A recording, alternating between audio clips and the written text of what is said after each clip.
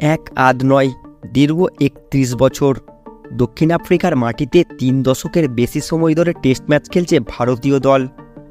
শুরুটা সেই ১৯৯২ সালে, আর এবার নভেম্বরের জন্য দক্ষিণ আফ্রিকা সফরে গিয়েছে ভারতীয় দল।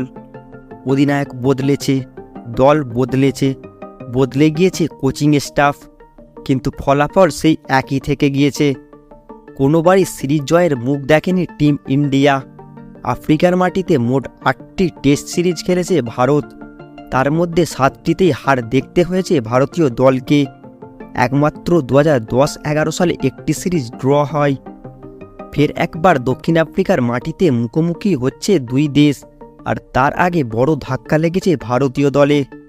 দক্ষিণ আফ্রিকার মাটিতে ৭ টেস্ট ম্যাচে ৩৫ উইকেট নেওয়া সবথেকে সফল ভারতীয় বোলার মোহাম্মদ শামি চোটের কারণে দলের বাইরে।